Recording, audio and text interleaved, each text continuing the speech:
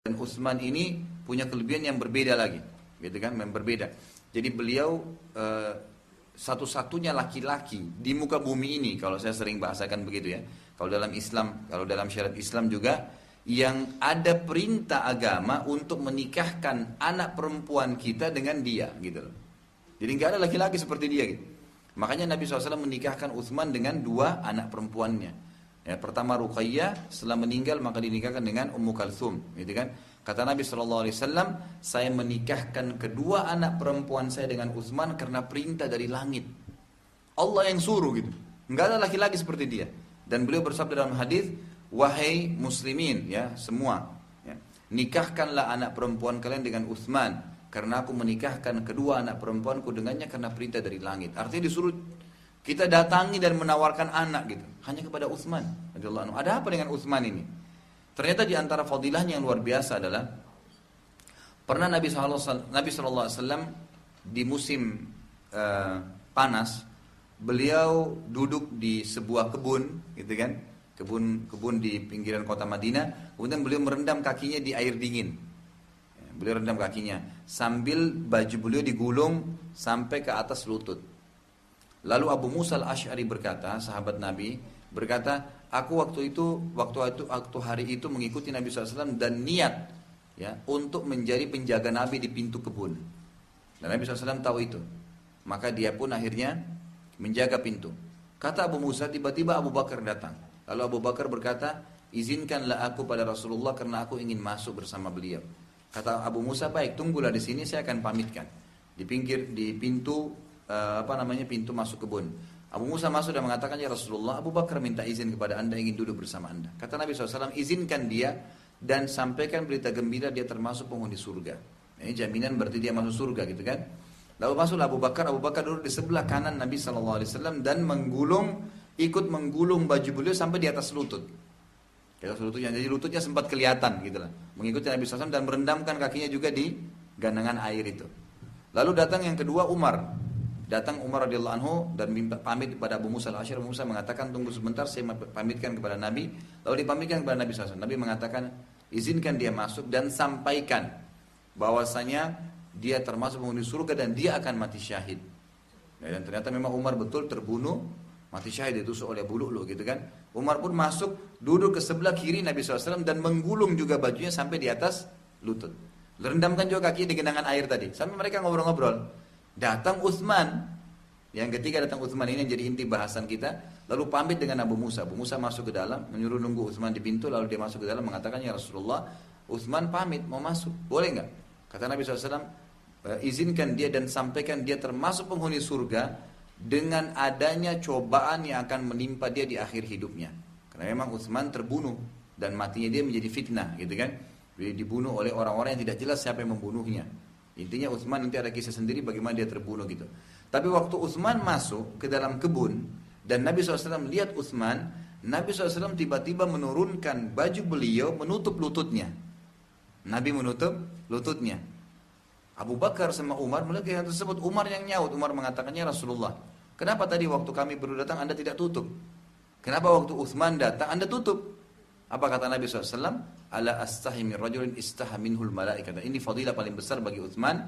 Beliau mengatakan, tidakkah saya malu dengan seseorang yang malaikat pun ya, malu dengannya. Jadi Utsman itu malaikat malu dengannya. Sebagian ulama mencatat atau menukil dalam sejarah, Utsman ini tidak pernah bahkan melihat kemaluannya sendiri. Utsman bahkan tidak pernah melihat hal-hal yang haram, dijaga pandangannya. Luar biasa gitu. Jadi memang malaikat pun malu dengan Utsman radhiyallahu anhu. Itu satu hal yang luar biasa. Nah, ini kita bisa ngambil pelajaran-pelajaran seperti apa sih dari kehidupan mereka ini. Orang-orang saleh ini gitu kan, dan itu kita ambil dari sejarah.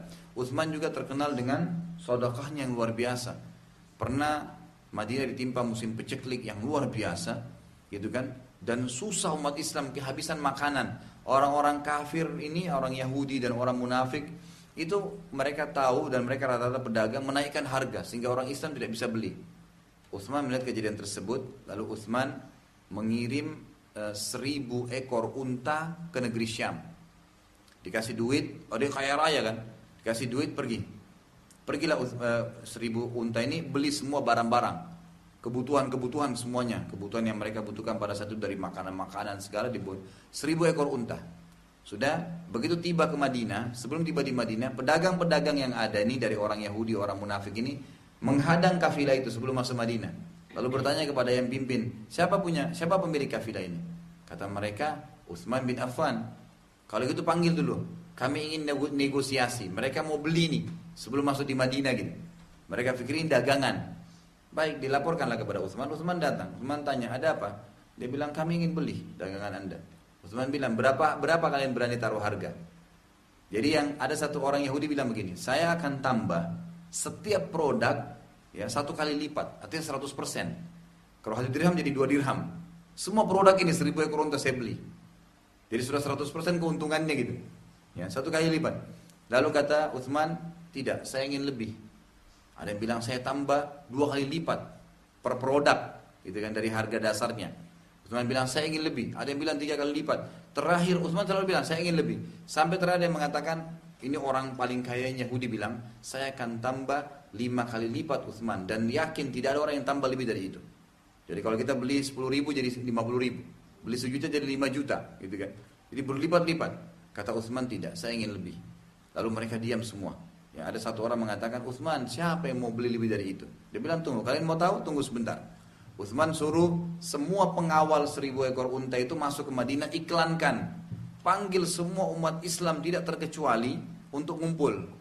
Ngumpul semua, lalu Utsman bilang, semua 1.000 ekor unta ini untuk kalian. Gratis, lillahi ta'ala gitu. Ambil aja kebutuhan kalian. Maka semua umat Islam pada ngambilin. Dan di situ dalam riwayat dikatakan terpenuhi kebutuhan mereka sampai sebulan. Semua rumah. Jadi kemiskinannya umat Islam ini hilang tiba-tiba dengan perbuatannya Utsman radhiyallahu anhu. Itu luar biasa gitu. Sedekah dengan hartanya tidak tanggung-tanggung gitu kan. Habis semua. Maka Utsman balik setelah dibagi, dan ini pedagang-pedagang yang biasa pikirnya cuma duniawi, tidak pernah mau memberi gitu kan. Bahkan mungkin kalau makanan nanti sudah rusak baru mau dikasih orang gitu kan.